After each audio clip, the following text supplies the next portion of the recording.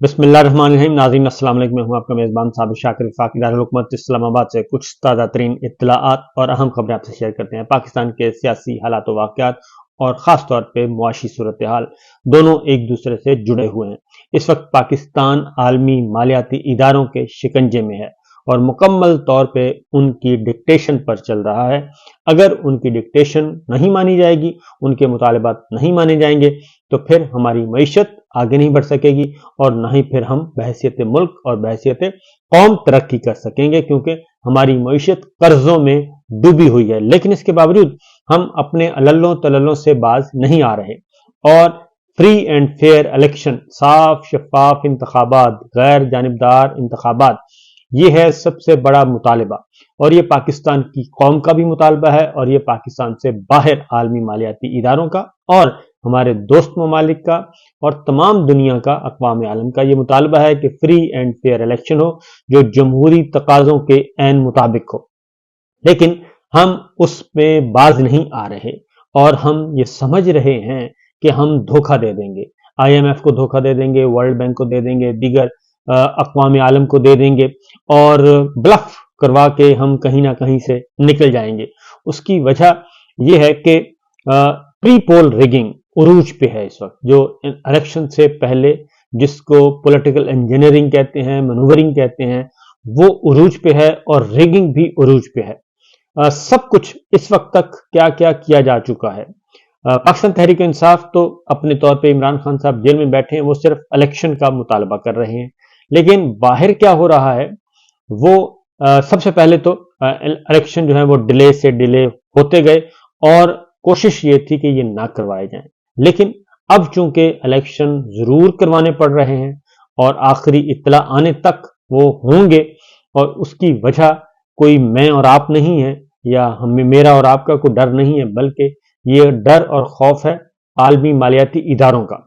और उन्होंने मुज़ाकरात ही रोक दिए थे। उन्होंने मुतालबे पे मुतालबा, do more do more do more की पॉलिसी उन्होंने जारी रखी और मीडिया से और अदरवाइज उनकी अपनी ह्यूमन इंटेलिजेंस भी है, वहां से जो इंफॉर्मेशन उन तक पहुंचती थी उसके अकॉर्डिंगली वो अपना टाइम टेबल सेट कर रहे हैं। क्योंकि मीडिया के जरिए पता चलता है कि ये इलेक्शन नहीं करवाना चाह रहे, इसीलिए पेम्ब्रा पिछले दिनों हरकत में आया और उन्होंने कहा कि इलेक्शन के बारे में कोई बात नहीं करनी, कोई कन्फ्यूजन पैदा नहीं करनी, कोई ऐसी बात नहीं करनी, क्योस नहीं पैदा करना। फिर मीडिया को यह भी कहा गया कि आपने इकोनॉमी के बारे में भी बात नहीं करनी। ये सारी बातें सेंसरशिप इसलिए आयद की गई कि हम अपने तौर पर जिसको वो कहते थे कि गोली दे के सब कुछ अपने तरीके से करने की कोशिश की गई, तो वो चीजें बाहर निकल आती हैं और इसी तरीके से ये बातें निकली। और निकलने के बाद फिर अब मामला यहां आ गया है कि कल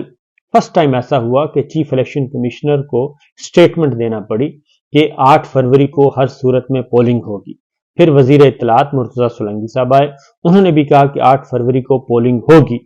फिर इसी तरीके से वजीर दाखिला आए, उन्होंने भी कहा कि जी पोलिंग होगी।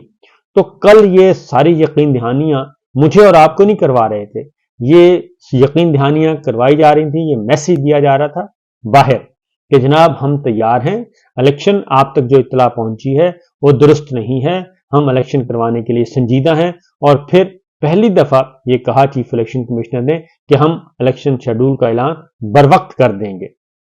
अब इससे आगे बढ़ते हैं,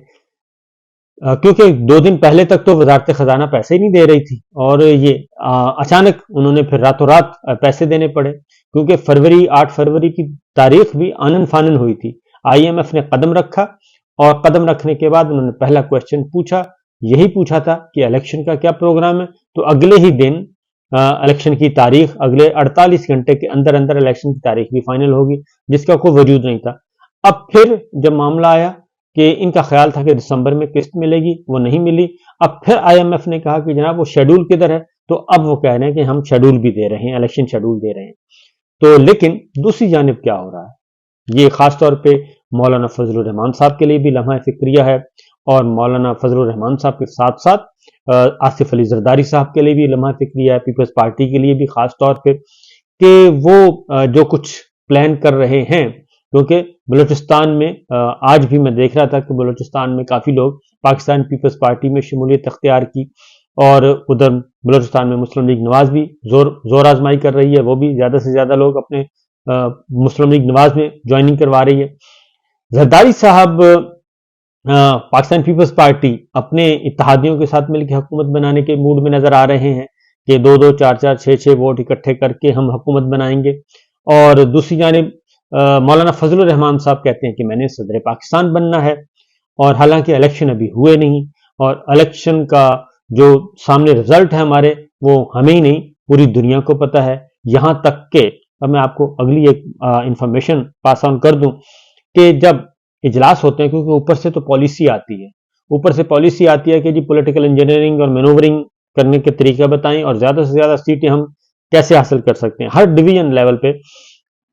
کیونکہ ڈویژن لیول پہ جتنے بھی انٹیلیجنس ایجنسیز ہیں، خواہ وہ سیور ہیں، ملٹری ہیں، وہ سب کے سب ان کے آفیسرز موجود ہوتے ہیں، ان کے سامنے ڈاٹا ویٹا ہر چیز پڑا ہوتا ہے، اعداد و شمار پڑے ہوتے ہیں، پچھلے نتائج پڑے ہوتے ہیں، ان کو پتہ ہوتا ہے ہر حلقے کا کہ جناب جہاں پہ راجپوت اتنے ہیں، ارائی اتنے ہیں، جٹ اتنے ہیں، وٹو اتنے ہیں، کلو کے اتنے ہیں، اور مانے کا اتنے ہیں، یہ سب پتہ ہوتا ہے، چیمے اتنے ہیں، چٹھے اتنے ہیں، ان سب کے ووٹ جو ہیں وہ موجود ہوتے ہیں، سید اتنے ہیں، گردیزی اتنے ہیں، تو یہ سارے کا سارا ایک ہوتا ہے جی، اور اس کے اکارڈنگلی پھر وہ مینیج کیا جاتا ہے۔ تو وہ جب بھی ڈویژنل لیول کی بات کر رہا ہوں، میں ڈویژنل لیول کی تمام اوورال پورے ملک کے ڈویژنس کی بات کر رہا ہوں، جس میں بالعموم 2-2 3-3 ڈسٹرکٹ ہوتے ہیں، تو ہر ڈویژن پہ جب یہ اعداد و شمار اکٹھے اجلاس ہوتے ہیں، اجلاس میں پھر سول ملٹری دونوں بیٹھ جاتے ہیں، اور بیٹھ کے پھر وہ کرتے ہیں جی اپنے نوٹ شیئر کرتے ہیں، اور یہ میں آپ کو ایکچوئل بات بتا رہا ہوں، انہوں نے وہ بتاتے ہیں جی کہ ہم اوپر سے ہے کہ پی ایم ایل این کے لیے کریں، کوئی ساز و سامان پیدا کریں، تو وہ ساز و سامان پیدا کرنے کی کوشش کرتے ہیں، لیکن جب یہ اجلاس ختم ہو جاتے ہیں وہ کہتے ہیں یہ تو ہو گئی نا پالیسی، اوپر سے آئی تھی ہم نے کر دیا، اب ذرا ہم آپس میں باتیں کرتے ہیں۔ آپس میں جب افسران باتیں کرتے ہیں، وہ کہتے ہیں ایک دوسرے کو، خواہ وہ سول ہیں یا ملٹری ہیں، وہ یہ کہتے ہیں کہ میرے خاندان میں، وہ کہتے ہیں جی میرے خاندان میں اے بولا میرے خاندان میں 10 افراد ہیں جی، دوسرا بی بولا، اس نے کہا جی میرے خاندان میں 8 افراد ہیں، تیسرے نے کہا میرے خاندان میں 12 افراد ہیں، تو انہوں نے کہا آپ اپنے خاندانوں کا بتائیں، تو انہوں نے اپنے خاندانوں کے بارے میں بتایا، وہ یہ کہا تھا کہ جی جس نے کہا کہ میرے خاندان کے 10 ہیں، انہوں نے کہا جی صرف 2 ووٹ ہیں عمران خان کے اگینسٹ جائیں گے، باقی 10 ووٹ ہمارے عمران خان کے لیے ہیں، میں ووٹ دوں یا نہ دوں مجھے اس قائد پہ رکھ دیں، لیکن میری جو فیملی ہے اس کے 12 میں سے 10 ووٹ عمران خان کو جا رہے ہیں، اس میں میرے بچے بھی شامل ہیں، اس میں میری بیگم بھی شامل ہے، اس میں میرے والدین بھی شامل ہیں، اور اسی طریقے سے آلموسٹ سب کا یہی تھا کہ تقریباً مور دین 70-80% وہ عمران خان کا ووٹ ہے۔ اب وہ افسران آپس میں وہ کہتے ہیں کہ جی اب ہم یہ ساری باتیں اوپر کیسے کنوے کریں، کیونکہ اوپر یہ کنوے کریں گے تو وہ تو پھر کہیں گے کہ جناب آپ بھی وہی ہیں جو کہ جن کے بارے میں جو ایک رکھا ہوا ہے 2-3 غیر پارلیمانی الفاظ رکھے ہوئے، تو آپ بھی پھر وہی ہیں، لہذا اب وہ یہ کر رہے ہیں افسران سول ملٹری دونوں،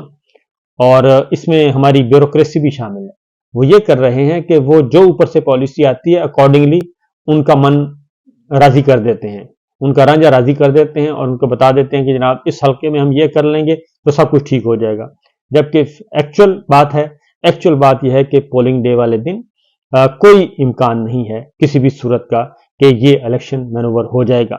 اور یہی وجہ ہے کہ بلے پہ لڑائی ہو رہی ہے۔ اب آخری جو فرمائش آئی ہے، انٹرا پارٹی الیکشن کا خیال تھا کہ ہو جائے گا،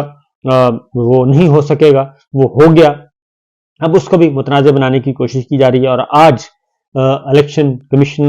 کمیشن جو ہے وہ انٹرا پارٹی الیکشن کے خلاف درخواستوں کی سماعت کرے گا، اور ابھی تک اس نے سرٹیفکیٹ ایشو نہیں کیا، نوٹیفائی نہیں کیا کہ جناب ہو گیا ہے آپ کا انٹرا پارٹی الیکشن بالکل ٹھیک ہے، کیونکہ انٹرا پارٹی الیکشن کو ایکسیپٹ کیا جاتا ہے، اس کے بعد درخواستیں آتی ہیں تو وہ دیکھی جاتی ہیں، لیکن یہ پہلا موقع ہے کہ انٹرا پارٹی الیکشن کو ایکسیپٹ نہیں کیا جا رہا پی ٹی آئی کا، اور ان کے خلاف جو درخواستیں آئی ہیں ان کو ٹیک اپ کیا جا رہا ہے۔ اس سے آپ اندازہ کر سکتے ہیں کہ چیف الیکشن کمیشنر صاحب کی مستقبل کا پلان کیا ہے، اور وہ وہی ہے جو کہ جاتی امرت سے جو ہدایات آ رہی ہیں وہی چیف الیکشن کمیشنر صاحب اس کو لے کے آگے بڑھ رہے ہیں، اور یہ تو ہے ایک ایکچوئل سچویشن۔ تو ہر گھر میں ہر خاندان میں 70-80% اس طریقے سے ووٹ جو ہیں وہ عمران خان، اور باقی جو ہیں तकसीम हो जाते हैं। सिंध में है तो पीपल्स पार्टी की तरफ रुझान है। खैबर पख्तूनख्वा के मैं आपको बताऊं, ये अगेन इंफॉर्मेशन की बुनियाद पे, खैबर पख्तूनख्वा में मुस्लिम लीग नवाज के पास एक भी सीट नहीं है, एक भी सीट नहीं है खैबर पख्तूनख्वा में। मौलाना फजलुर रहमान साहब के पास 2 या 3 सीटें हैं, टोटल 2 या 3 सीटें हैं, बाकी सारी पाकिस्तान तहरीक इंसाफ की हैं। पंजाब में आ जाएं, पंजाब में बहुत जोर जबरदस्ती करके भी 115 सीटें जो हैं, 115-16 सीटें पाकिस्तान तहरीक इंसाफ की हैं, बाकी जो 20-25 सीटें बचती हैं वो हैं पाकिस्तान मुस्लिम लीग नवाज और दीगर की। ये है पंजाब का हाल। और बलूचिस्तान में भी इस वक्त बलूचिस्तान में भी बीएपी का कोई इम्कान, बाप का कोई इम्कान नहीं है, और वहां पे भी रुझान अब तब्दील होता जा रहा है। और जो शहरी इलाके हैं खास तौर पे, वहां पे पाकिस्तान तहरीक इंसाफ ऊपर जा रही है। पाकिस्तान पीपल्स पार्टी सिंध में वो अपने आप को बचाने में कामयाब हो जाएगी, और उसकी वजह यह है कि वहां पे पाकिस्तान तहरीक इंसाफ ने उस तरीके से काम नहीं किया, और वहां की जो आपस में ये लड़मड़ के, फैसल वाडा भी चले गए, अली जादी भी चले गए, महमूद मौलवी भी चले गए, बाकी सब चले गए, और इमरान इस्माइल चले गए, यानी कि वहां पे जो कराची और हैदराबाद वो सारे का सारा पाकिस्तान तहरीक इंसाफ का। अब वहां पे हलीम आदिल शेख हैं, वो जेल में हैं, वहां पे उनको इलेक्शन के करीब क्या सिचुएशन होती है। लेकिन खैबर पख्तूनख्वा और पंजाब की मैंने बात बता दी, 2 सूबे बड़ा मैटर करते हैं, लेकिन कराची शहरी इलाका जो है, वहां पे अगर पाकिस्तान तहरीक इंसाफ इलेक्शन डे वाले दिन अगर वहां पे माहौल साजगार हो गया तो फिर वहां पे भी बल्ला ही चलेगा। ये तो है एक्चुअल सूरत हाल। पीपल्स पार्टी का सिंध वो गवर्नमेंट बताने में कामयाब हो जाएंगे जी। अब आते हैं, अब हो क्या रहा है, ये खास तौर पे जो मौलाना फजलुर रहमान साहब और जरदारी साहब की तरफ में जा रहा था वो यही था। अब हो ये रहा है कि नवाज शरीफ साहब जो हैं वो इंतखाबी सियासत में शायद ना आए, जो मैं पहले भी कहता रहा हूं कि उनके वजीर आजम बनने के इम्कानात ना होने के बराबर हैं। एक तो वो जीत नहीं सकते, और ये सारा कुछ करने के बाद भी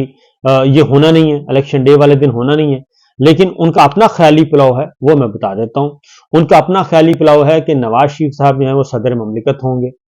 और शहबाज शरीफ साहब जो है वो वजीर आजम होंगे। ये तो 2 ओहदे, और तीसरा ओहदा भी फैमिली में रहेगा, वो है वजीर आला पंजाब, वो है मरियम साहिबा। अब मरियम साहिबा 2 बातें सोच रही हैं, ये अब आपको एक्चुअल जी 2 ओहदे हैं, या तो उनको वजीर आला पंजाब बना दें या फिर उनको वजीर खारजा बना दें मरियम साहिबा को। सदर हो गए नवाज शरीफ साहब, वजीर आजम हो गए शहबाज शरीफ साहब, मरियम साहिबा वजीर आला पंजाब या फिर वजीर खारजा, और उसके बाद आ जाते हैं वजारत दाखिला, वो है अहसन इकबाल साहब के पास, और वजारत खजाना वजारत खजाना अहसन इकबाल साहब के पास है, वजारत दाखिला राना सनाउल्लाह साहब के पास रहेगी, और चेयरमैन सेनेट इसहाक डार साहब होंगे। यानी सारी फैमिली के अंदर ही सारी चीजें रहेंगी, और वजीर इत्तलात मरियम औरंगजेब साहबा होंगी। ये सारी वजारतें भी तकसीम हो रही हैं, ओहदे भी तकसीम हो रही हैं। तो अब जरदारी साहब जरा सोच लें, और मौलाना भी सोच लें कि उन्होंने क्या बनना है,